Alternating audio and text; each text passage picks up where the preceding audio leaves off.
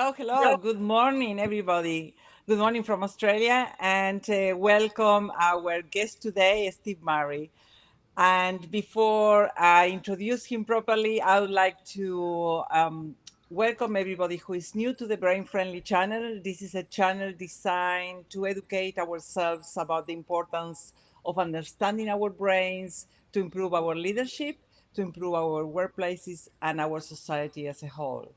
So, if you remember to subscribe, you will get notifications for our next sessions. We have a variety of speakers that talk about different topics, and today the topic is a fascinating one. It's called cultural intelligence. And I guess that all of us have to deal at different stages of our life with people who are different to us. And we have Steve. He's an Australian leader. He's a very innovative professional with extensive experience dealing with complex strategic planning, policy, operational, and regulatory environments and outcomes across local, state, and national government organizations, both nationally and internationally. This is like a mouthful, but basically, Steve is going to explain to us what he actually does all the time, and this curious title that I'm, keen to ask you about. So, welcome, Steve. Thank you, Silvia. Good morning, everyone. It is a curious title. Am the former chief of county zoning and planning for a royal commission in Saudi Arabia for a region called AlUla. And when I was first approached for the position, I'd never really heard the word chief used in a title, and it had been in Australian parlance in local government a number of years ago. And when I first arrived and went to induction, basically they talked about the organisation as a tribe. And the tribe had a number of sub-tribes, and hence the title chief was part of it. And all the communication through the organisation with all the staff and teams was based on the RCU tribe, and that, it takes a village to raise a child. They would say it takes a tribe to raise a child. So, and coming from an area of the world where tribalism is part of their culture, and it always has been, they had embraced that and brought it within their organisation as a way of identification. It's fascinating, isn't it? Because if we went to visit any tribe in Africa or the Amazons, and we usually would meet the chief, and we wouldn't be surprised that the person is called the chief of the tribe. But when it comes to an organizational environment, we think that the chief is someone that is going to tell us what to do, and people cringe at the idea, even though we do have these examples in real life. That's right. And for me, to be called a chief was quite unusual. I can imagine. I've always seen myself, no matter what position I've been within an organisations, as part of a team, because I think we all know that you achieve greater than the sum of the whole by being part of a team. And the other thing that struck me as part of it was there's a very hierarchical way of doing work, and therefore sitting within the organisation with the word chief actually brought a lot of responsibility and personal responsibility, I believed, upon myself, that it gave me personal power just by a title, not through earning it, through how I expressed and how I worked with everyone, but it bestowed upon me this power within an organisation that I probably hadn't felt within Western organisations. Where there's more, yes, we understand the hierarchy, your role within the organisation, but I don't think in a lot of the Western organisations now, as we've modernised and gone through our workplace, title is as important. People understand the role, but see it more as a role, not as a title. Mm-hmm. Whereas over there, the personal power it bestowed on me, and it made me, within the first week, realise that it was beholden upon myself that I had to use that personal power to actually help build my team in the organization and not use it for my own gain, because it would have been very easy to benefit from it, to fall into a trap. So I found that a real personal challenge, and that was really exciting because, as you said, you think a chief's just going to bark orders, and we all know that that doesn't work, because everyone in our workplace has different motivators and different things that gets them to respond and give their best to a job and the Mm. best of themselves and fulfill themselves. So it was very interesting to do it, but it was quite exciting though to be part of a tribe from day one. I can imagine. So you live in Australia. You have had roles all your life, the various roles, and quite important as well in terms of planning cities and areas.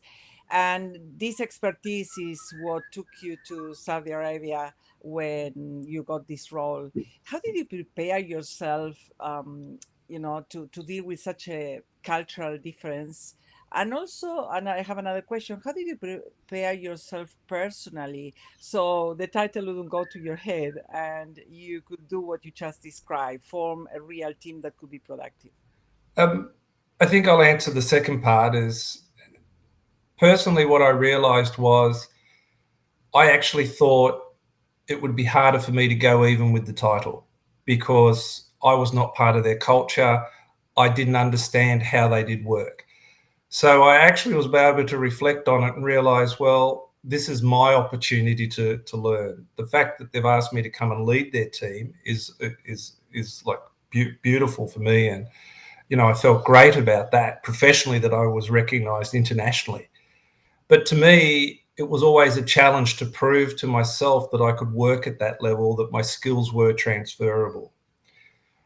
So I was very reflective about why I would be going, and I set goals for myself that helped me understand. And one of the key goals was, no matter how long I spent over there, that I was able to contribute to the preparation of the future leadership of a brain friendly culture in that country. And that always was my go to thought when I thought, oh, this is hard, or why am I going? My title didn't give me that, but it gave me the opportunity in a role to have some influence that I could give to them.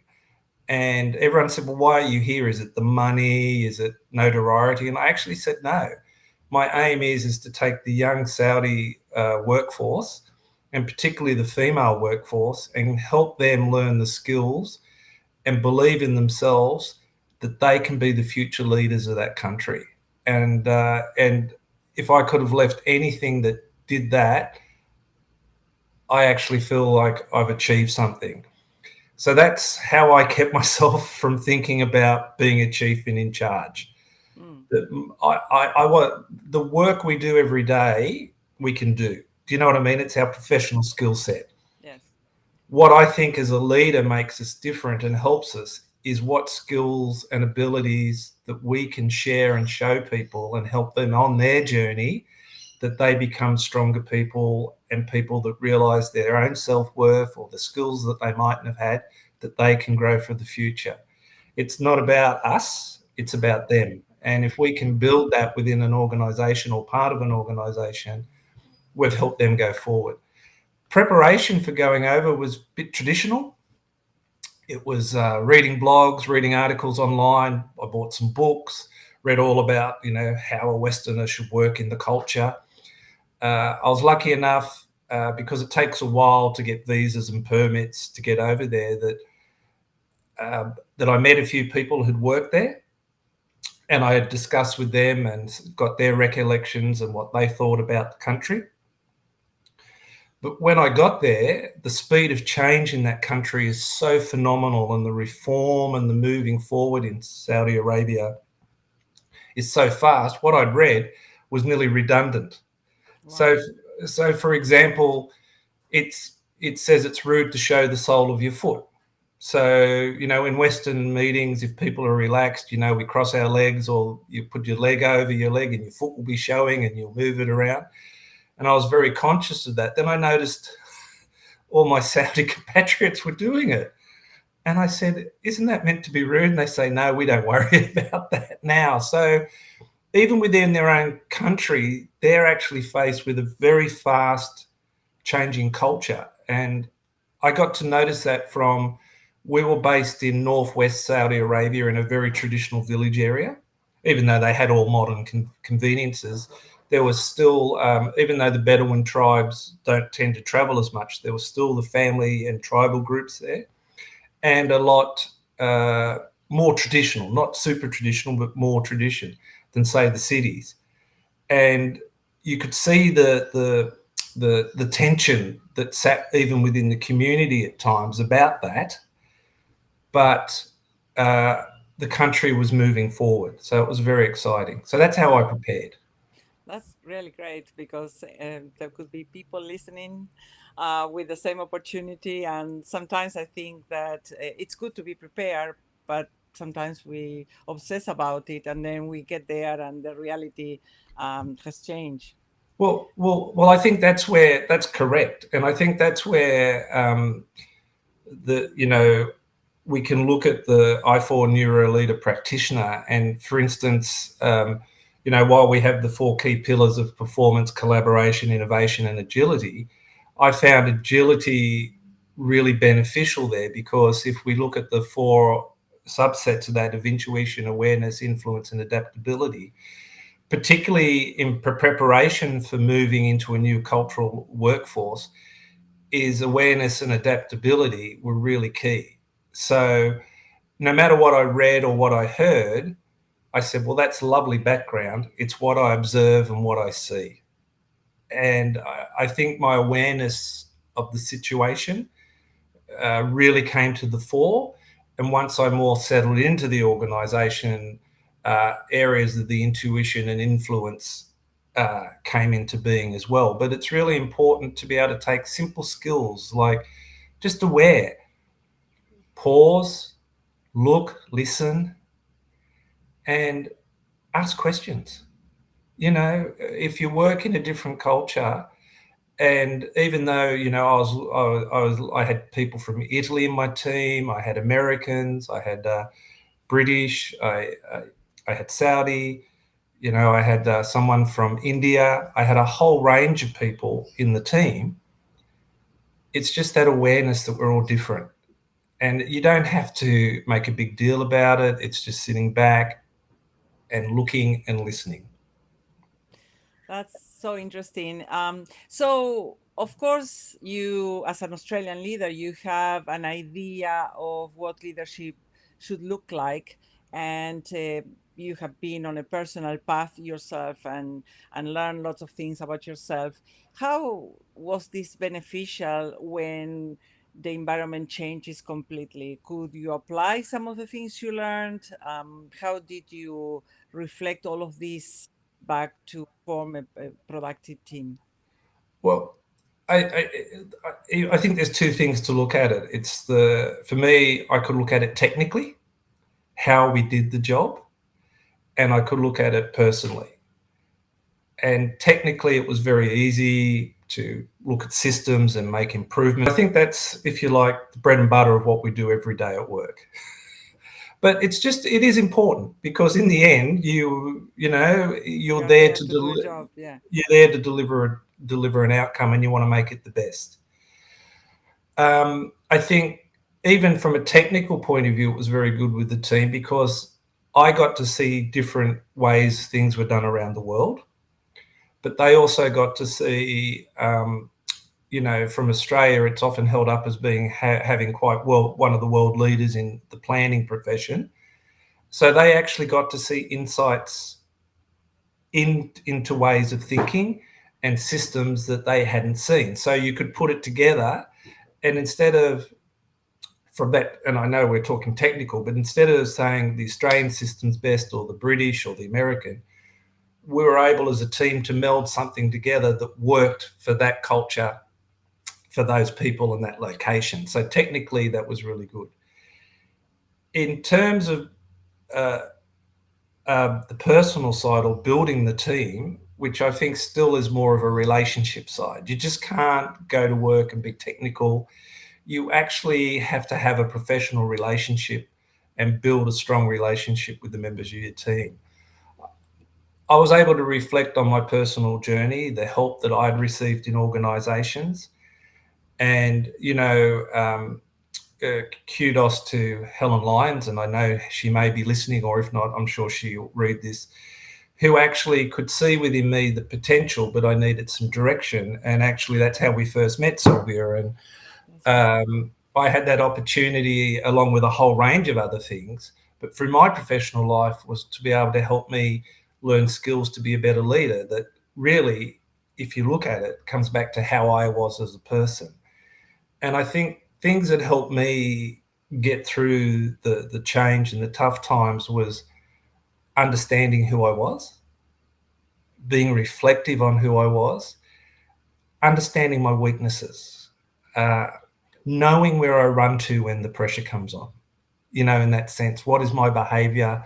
What is my fallback position if I feel confronted or highly, and just having that personal awareness of who you are, what you can do well, what you can't do well.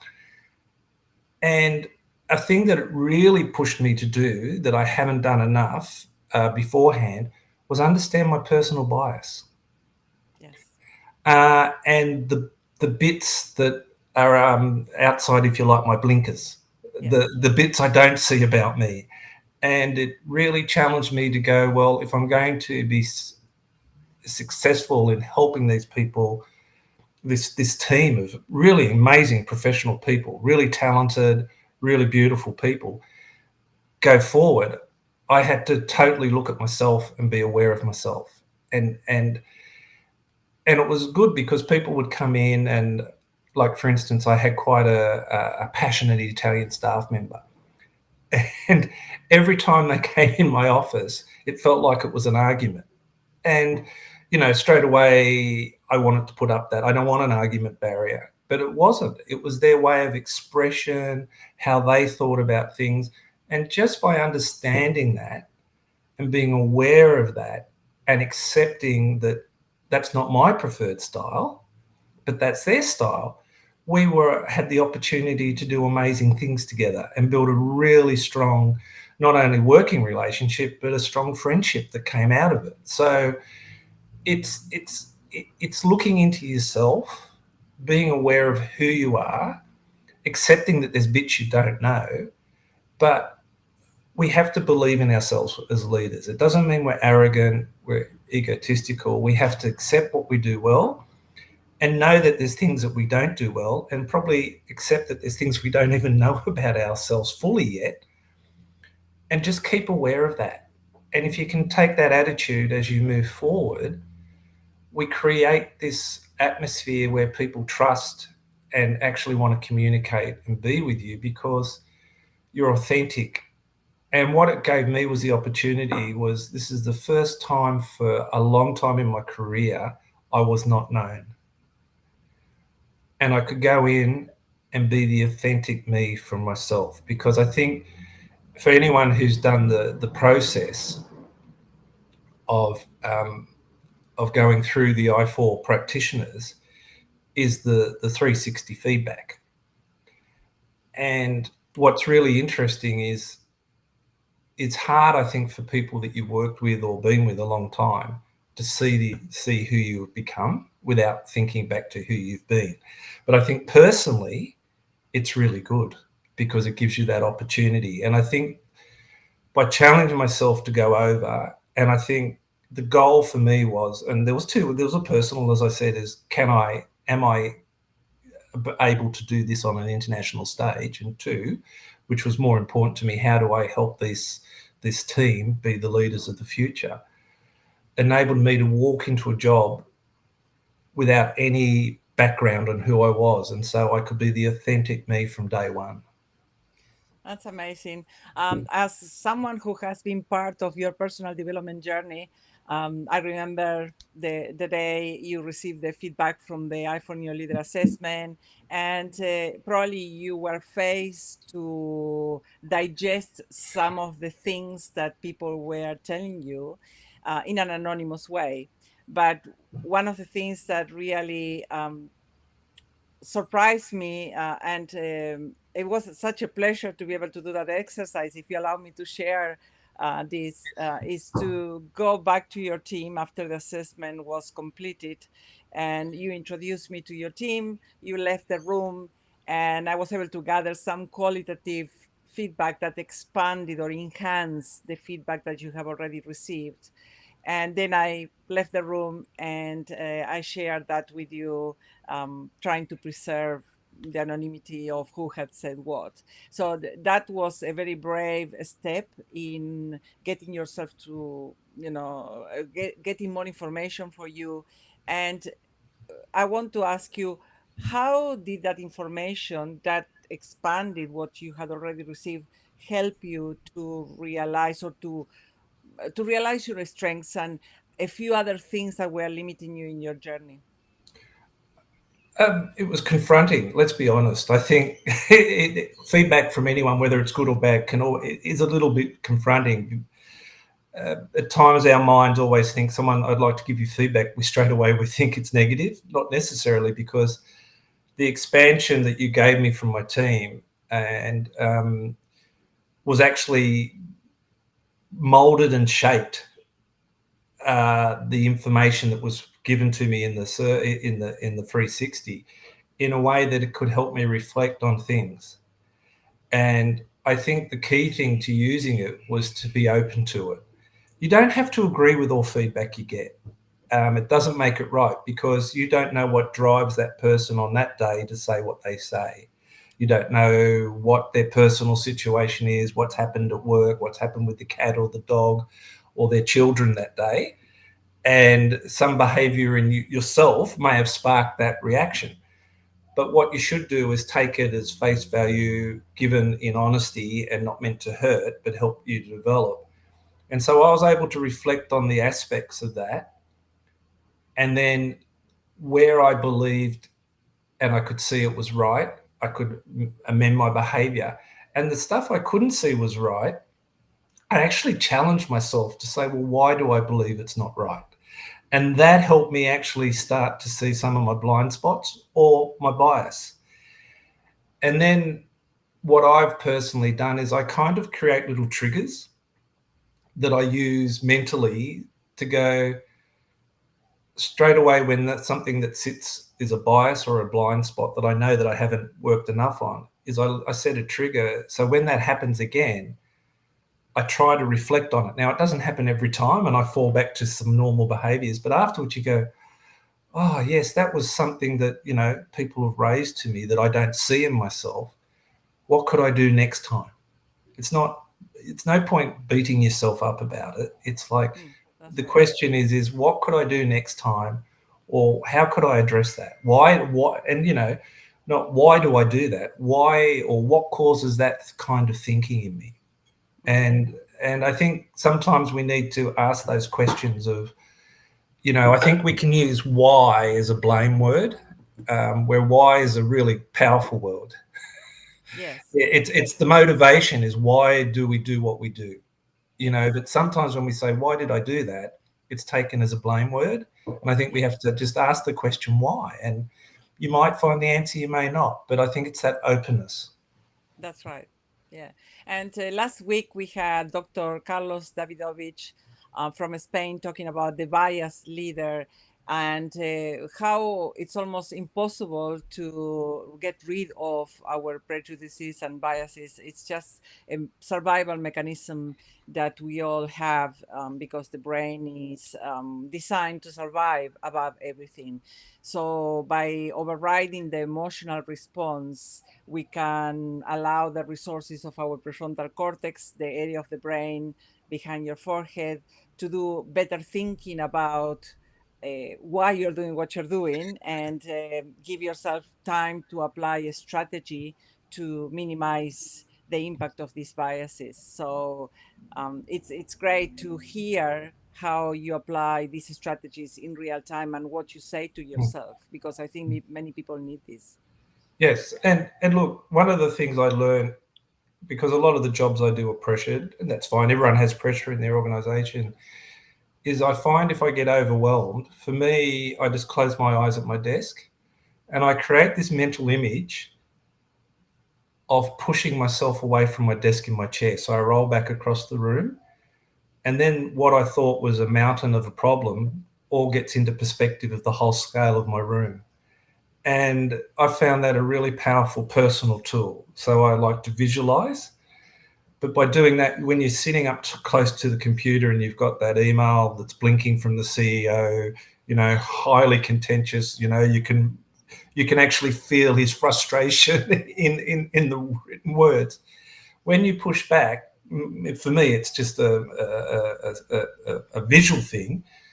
Is all of a sudden everything comes into perspective, and it's important, but you see it in the spectrum of what you do every day and what it is. And that just gives me a little calmness that helps me go, okay, now how do I deal with this? Instead of that fight or flight. Some Yes. people will get angry with it and hit the keyboard very quickly and say, this is wrong, it's this person's fault. Or other people withdraw and ignore it. Yes, that's right. And our coaching program was, of a decent length.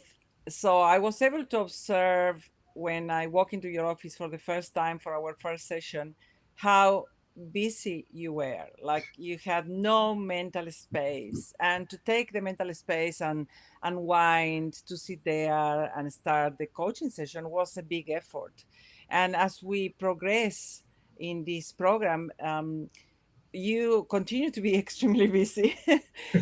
But what I notice is the difference of approach and how much you value each session as an opportunity for you to step into another state and actually enjoy the session, because it wasn't only about, oh my god, I have a coaching session, but it's also about what can I learn about myself in this session, how can I enjoy the time despite the continuous pressures I have. And that was amazing to see. So I'm pretty sure that you have incorporated this Hmm. way of operating in your busy life. I, I, I have, and not that I compartmental my life, because I think works very few jobs let you do that. What I tended to do was, as I went through the coaching and understood it, and went through the certification process with about my Brain Institute, was look at the balance that it was trying to help us bring, and bring regular exercise, appropriate diet, improving your sleeping habits, bringing meditation, giving yourself permission to reflect, giving yourself permission to fail is really important. I think we're brought up, and particularly as we move through organisations and you move into leadership roles, there's an expectation you won't fail. You're there because you're good at what you do. And I think by allowing myself to do that, I could balance my days and I could think differently about how I approached work, because I wasn't just, I'll be honest, and to the impact of a previous relationship, work was the most important thing to me. And, not proud of that. And I think it was my inner desire that I couldn't fail. And, well, I know it is. Whereas now, work's still part of my life and important to my identity and what I do. But my whole life, my relationships, my family, my friends, just enjoying things is that balance and putting it into perspective. And I think when you can develop those skills, and we all have a different journey on how we do it, we can sit back and we look at work and we know what's important and we know what's not important at work. And we can put the right amount of effort into it, because at times we will fail. It's not intentionally, but accept the failure, fix it, be honest, admit it, and move on and learn that lesson. And I think, one of the things I say is today's mistakes are tomorrow's learnings. And if I can walk out of a day, my aim, one of my little daily aims is to learn something new each day. And it doesn't have to be technical. It could be how I relate to my partner, to my wife. It could be how we've chatted today. You know, I will think afterwards, I'll reflect on what we've said, and I'd say, oh, I could have said this, or maybe I should have done that. But it's that ability to just think holistically about everything and just realize, you know, we have an amazing opportunity to go forward. And anyone listening, and this is not a paid commercial, is, you know, the About My Brain Institute and the I4 practitioners course, there's a whole range of skills in there, and there's more skills than I think any one person can adapt at once. But what I love about it is there's different skills at different times that we can pull in. So for me, working in a diverse cultural background, agility stuck out to me. You know, I had to rely on my intuition. Well, how do I build my intuition? You know, meditation's really important, you know, from a technical side, and Silvia could talk more to this, but making sure my vagus nerve was active. So my gut, my heart, and my brain were aligned, so I could actually understand and listen to, you know, that internal feeling, if you like, what we call our gut feeling. So, you know, had to build in exercise, meditation, good sleep, awareness, that ability to be quiet, to observe, influence. You know, it sounds like, oh, agility, you know, you've got to use your influence. Well, I use my influence to build people instead of I could have used my influence for other things. And adaptability, well, working in a different culture, you've just got to put everything you know aside. Even if you think what you do is the best or the systems you know, you've just got to completely do it, because you can't bring your system in and do it from day one. People won't respond. They need to sit back. You need to sit back and be adaptable and say, well, yes, I wouldn't do it this way. You don't say that aloud, but they want to do it this way. So how do I do it the best? That's excellent. Thank you. I was going to ask you what are the skills, the leadership skills that you use to build a team, but in a nutshell, we could summarize them. Definitely agility as the main competency, but intuition, awareness, influence, adaptability, and also the balance you touch on are important. Not necessarily work-life balance, but balance of how you allocate the resources you have available in your body to do the things you need to do without feeling overwhelmed all the time. And one of the accolades that I want to give you is that most people, most busy leaders will not complete a certification program that usually is designed for consultants and coaches and people who help leaders in organizations. But you went beyond what was given to you in the coaching program, and you actually wanted to experience the certification to help people in your teams, even though you continue doing your work. Like, you know, you didn't swap careers to become a coach or a consultant. You continuously, develop towns and areas and countries. And that is something that most people don't do. Most leaders will not have the time to do that. So, how did you find the time? And what could you say to other leaders that are in your position? Uh, well, it's 3 days and reading and writing some articles. And now it's online. But Now it's all online. it's online, but it's, for me, the coaching was really good, but I wanted to put it all together. And like, you know, you were probably more generous with your time than normal, but with me, and I really appreciated that. But, you know, an hour for me wasn't enough, because I think I was able to look into it and think, wow, I feel I've got a lot of stuff to do with myself.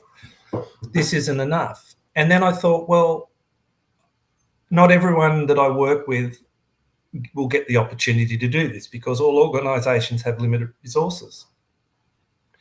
So I decided that I need to make the time, that even though I'm not a coach, if I went and did the course, I had a greater awareness of the whole package. And by understanding the whole approach in a bigger way and going through it, I might have the ability to transfer some of my skills and some of the things I'd learned to help other people. So when I got back into the workplace and I was in the mentor program where I was mentoring people, I actually turned away from the traditional, do this, do that. And I actually started to use the resources from the I4 practitioner with people. And they'd say, where did this come from? And I could share that journey. And then all of a sudden people could start thinking differently for themselves. So yes, it's some time, but when you look at the span of our careers, it's not a lot of time. And, I think it was a Friday, Saturday, Sunday. So I gave up a weekend and a work day. Yeah. And okay, you catch up. Like it wasn't over the top. And then just to work online on the course at times, it was at your leisure. I didn't ever feel pressured to finish the certification process because you could just do the 3 days, That's but right. then you would come out with an expanded skill set and awareness. And what was exciting about that was not only did you learn, but you met a whole range of leaders from different backgrounds in the course, or coaches or people, and you got to see their journey and their skill sets and things you don't normally see every day at work. Because when you're at work, you see how everyone does their things. When you push yourself to go out into a different environment, like doing the course, you got to see a completely different approach. So it was easy enough to make. I think we time's not precious. Sorry, time is precious, but not precious in terms of work. It's what we I give think out, what we decide to give to the time we yeah, have allocated is what makes our time precious. And I think it's easy to give up a couple of days when you think your career could span 20 or 30 years. that's right. That's right. It's nothing really in this context. So, from a neuroscience perspective, all the things you learn about the brain and the heart and the gut and your nervous system, how did you use this to in this in such a foreign environment? Because you definitely have Italians working for you, other Europeans, people from Saudi, female, male population. What was the most useful concept from neuroscience that you applied to build a good team? Ooh, I think it was actually listening to your gut. Mm, So, but then that's followed by using your brain and coming to thinking about it in the prefrontal cortex. So, the pressure over there to perform and deliver is phenomenal. There was nothing like you found out that they'd been thinking about doing something for 3 months, would come in on a Tuesday, I'm making, Tuesday, and they'd say, by next Tuesday, this has to be done. And it might be 6 months' work. wow. So you would, the old amygdala would just go. And The she, amygdala being the center of fear and anxiety in the like, brain. yes, yes. Yes. So you'd get hit by that fight or flight, Yes. and you go, wait a minute. So you'd have to like, you'd listen to your gut, and your gut would say, well, yes, this could be done, but give you that, or no, it can't. And then you could take the time to calm and think about the strategy that you would use to deliver, or tell them you're not going to deliver. And it's just being that balance. And it comes back to me is every time you get that adrenaline rush is acknowledging it. And I think one of the things I really concentrated on was learning to know when I was tense, and taking that little breath to relax, that simple deep breath down into your abdomen, holding, letting it out, and acknowledging that you were feeling tense or uptight. And by doing that, you could then relax into the situation. And then your ability for your intuition to kick in, for you to think logically, could really do it. And I think the good thing about the I4 practitioner is it helps you. It's not scientific. It's based on science, but you're not learning this nerve connects to that nerve and this neuron does that neuron and this chemical happens. What it does is give you this understanding of how your system, your brain operates, your heart operates, and the nerves in your guts and the connections through the vagus nerve operate, and the strategies to bring your body back to that state where you can think clearly. So, it's really interesting. I follow a few blogs about the body, about the lymphatic system, and another one called Brain Chat, as well as this one. And they've really been pushing, which something that you guys have pushed for a while, is this cold shower. Yes. And so at the end of every shower, on comes the cold. And I stand there and I actually feel that fight or flight straight away. And then if you just, you cannot, it's the perfect way for actually helping your body recognize it without someone putting you in a stressful situation.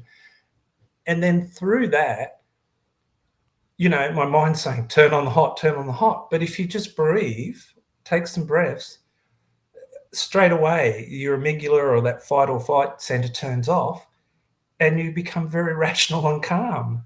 Yes. And It's unbelievable. Yeah. yeah, but it's one of those little techniques that you can help train yourself to respond without actually putting yourself under intense pressure. As simple as, at the end of a shower, blast yourself with cold water. And it's amazing. I find every day, even though I know I'm going to do it, I still have that That that response. immediate reaction. Yes. Yeah. So, were you ever scared of facing something you didn't know how to do or how to respond, maybe to the CEO of the organization? Um, things that you normally don't have faced here in Australia. Oh, yes. Yes. Can you share Sometimes, what was it? oh, walking into his office and he would say, "You've completely failed us in this area. You've let us down. I can't understand why this isn't working, why it's not proper." Uh, I, but the way it's delivered, and you know, really challenging. And it was his style. Amazing man, amazing thinker, strategic thinker. I've never come across someone who can think so strategically and understand so many different concepts really, really, really well. And but very confronting. Very confronting to say that you're wrong or you failed or you've let us down, because it's not said as Exactly calmly everything as, we teach not to say. yeah, very calmly. And I think my way of dealing with was to listen and absorb it, which I think challenged him because he hadn't come across that.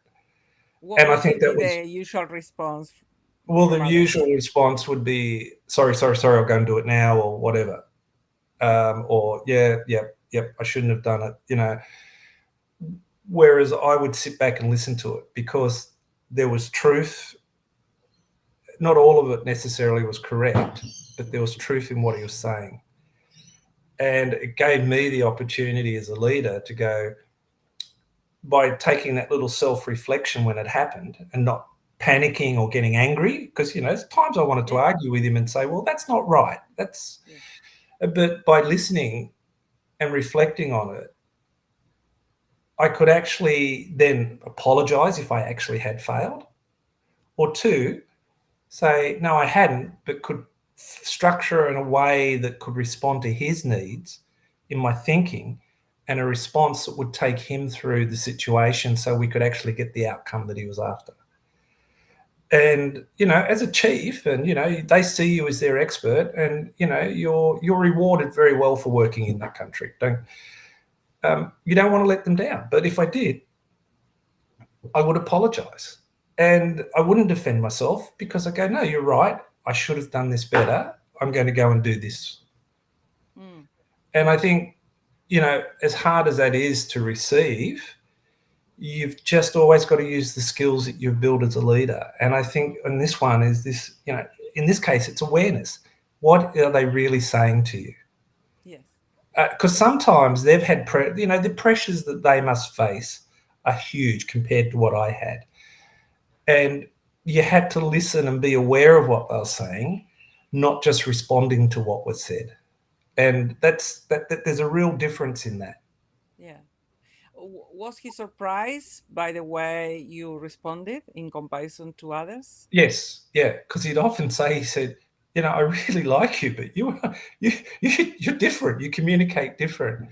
And Mm, it was really, and I know this, I don't like saying good things about myself a lot because it's only your perception of what's said, but, having some of the other more senior chiefs in the organisation that the CEO really respected, if you like, they were his two ICs, be able to come and say how you lead the team and the calmness that you bring is really good for the organisation. We've not had that before. wow. And, to me, I thought, wow, actually, it is reflected because you don't know if it's reflected. Because you don't go out and say to your team, "Oh, am I a good leader or am I doing well?" That's not what it's about. You're there for your team and to build them. And to hear that feedback, which I thought, wow, obviously the journey I've been on and the skills I keep developing are helping them and showing them a different way of leadership that they mightn't have seen before in the organisation. You mentioned to me that the CEO came and said goodbye to you when you left the country because now you are working in a different role Mm. with them, still with them, which is quite amazing that they gave you that opportunity. And, the CEO had never done that before. Can you share a little bit of this? Oh yes, because not many chiefs had left, but some had. But uh, in the last week, he just came out and called the staff together and just thanked me and for what the team had achieved together and gave me a farewell. And people later came to me and said, "Steve, this has never happened before," and they videoed it and they broadcast it. So I hope it's something they do for everyone because I think everyone who leaves an organisation at a very senior level, who's known across the organisation, it's really good to acknowledge their input. And, like we would always, if someone in our team left, we would celebrate that within our team because it's just as important when someone joins to celebrate them joining your team and make them feel welcome is to farewell them and acknowledge how they've contributed going out is just important. So Yeah. for me, I was really, really quite personally touched that he would come and do that. Yes. Absolutely. I think somehow what I'm reading from this situation is that by being yourself and applying what you learned and being really aware of your surroundings and trying to adapt to this new environment, you gain a place in their heart, or at least the CEO's heart. And that shows that everybody around the world have very similar needs. So could you talk us through what you found that is similar? Oh, certainly. I think the amazing thing is we tend to think cultures are different. And yes, they are in some respect. But the basic we all have some basic needs. We need to be appreciated, we need to be loved, we need to be accepted.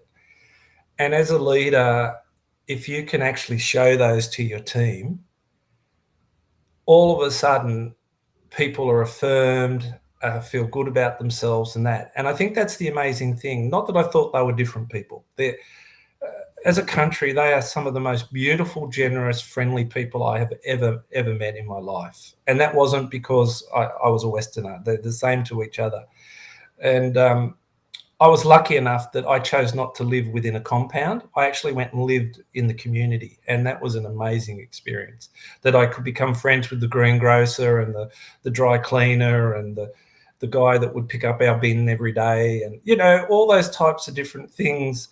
That all of a sudden you become known in a community, and they appreciate that, and I'd appreciate that. So you go for coffee, they'd know you, dinner, they'd know you. It was just a great personal experience for me to experience it. But when it comes down, we're human beings. We're all humans, and we all have those same needs. We need to be accepted. We need to be affirmed. We need to be loved. Yeah, exactly.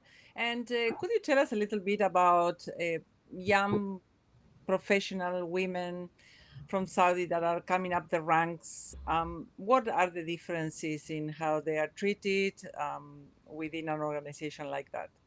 Um, I think very well now. There's a real acceptance of the importance, and I know that sounds funny, but women are crucial in the workforce. Um, some of the best leaders I've worked for are female leads. They bring such a difference to an organisation, a different thinking, and the balance you get by blending male and females in leadership roles is phenomenal because we all think a little bit differently. We bring, women bring something I think more amazing than men ever will to the workplace. What is that? I think it's the broadness. They bring a compassion, Mm, and they bring a desire to build. I think an organisation that's a team. And I'm not saying men don't do that, but it's not as common in mm, men. mm, But these young Saudi professional women I had, really well educated in America, came back, but very much used to working in a very hierarchical system. Is so if you knew what you did it. If you didn't know, you went and got the answer. I took a different approach, and it was probably very different for them. But when I got there, I noticed, and this is where I think your intuition comes in, is some of the young Saudi female professionals in my team were very negative, not motivated. And I probably did something they'd never had before, which I said, I'd like everyone in the team to come and talk to me in groups or as an individual, whatever suits. So three of them came and talked to me, three of the young women. And I could see this was really hard for them because they were going to kind of complain. And they said, Steve, we just get the bits and pieces jobs. mm, The admin tasks, spell checking, do a map here, do that. We're not actually doing any jobs. And I said, what do you mean? And they said, well, we don't have a role. I said, well, okay, let's fix that. And they said, what do you mean? I said, well, you're professionally qualified. I want you to progress. Let's work this out. So we were actually able to sit down, talk to their director, who they reported to, who reported to me, and we're able to, okay, you're going to be responsible for this project. You're going to be responsible for this, for this. But don't worry, we're here to help. And then when they come to my office, and once we got them going on the projects, is they would ask a question about how do we deal with this? And I wouldn't answer it. I'd turn it around and I'd say, how would you deal with it? What do you think we should do? And then they would give an answer and I'd just ask some open-ended questions around that. And over the 18 months that I worked with them, I could actually see them go from people who were a bit despondent through to really capable young professionals who actually saw the future and were hungry to learn and hungry to improve and what they did and how they did it. So it was such an exciting thing by just turning the paradigm around. And that's about making time in the workplace. Now, it doesn't take hours to do that. It's just that little bit of absolutely. space. Yeah. It's Yeah. I could have said the same thing and told them what to do, probably in the same time as I could ask them how they'd approach it. It's just creating that space, and it makes them safe for them. Amazing. And do you think they have continued, these women have continued in the new roles? They Yes, they have? have, because they contact me regularly. They keep saying, when are you coming back? Which is lovely, but more of I think, a friendship and see them type thing. It's not, we need you here, but Yes. they'll often contact me and I'll be able to go back and respond like, great leadership, or wow, that's a fantastic way of addressing this. And having them come back, with a smiley icon or a thumbs up or, oh, thank you, we really appreciate that, is really good. So it's nice to think that even though I'm on the, as they would call it, the bottom of the world, um, that I can still help them in what they do. And I made it really clear to them when I left, because they were very disappointed, the team, because we all got on well. And that was lovely. To me, that was like, we've got a team, because the team's sad to lose someone. um, is contact me whenever you need to, and they do. They'll ring up, we'll have face-to-face conversations, and they'll just be chats. But Yeah. what's nice is that in some way from Australia, I can still mentor them back in Saudi. Well, that's a fantastic outcome for you, and the fact that they are still engaging you, being so different and being at the bottom of the world, uh, is a really amazing compliment. So we are very close to finish it. The hour has gone so quickly, but if you have to summarize cultural intelligence for anyone who is listening, and they need to learn this very quickly before stepping into another culture, whether it's a different organization or a different country, what would you say to them? Well, I'm going to be a bit boring and quote Harvard Business Review, first of all. And it says cultural intelligence, an outsider's seemingly natural ability to interpret someone's unfamiliar and ambiguous gestures, the way the person's compatriots would. And I thought about that. And then what I realized, it just comes down to basically understanding who you are and applying the lessons from brain friendly leadership. You know, you've got those clear four pillars, which are important: performance, collaboration, innovation, and agility. But agility for me was the one that really worked. You know, be aware, be you'll succeed. And don't be afraid to do it, because you as a person will grow so much. I'm so thankful for the opportunity Saudi Arabia gave me to take part in their future. And anyone who's thinking about it, you can do it. Just go, be aware, and be adaptable. That's great. That's a great teaching. And you have no idea how much I appreciate this chat with you today, because not everybody is exposed to working in a country that is really different from Australia. And whether it's Saudi Arabia or other place, the principles and the strategies that you share with us were extremely useful and enlightening. So, Steve Murray, thank you so much for today, for your time, for your experience, and for sharing your journey with us. Thank you, Silvia. Bye, everyone. Bye, everybody. And remember what we always say: better brains create better leaders and workplaces. So, see you in our next episode. Thank you so much.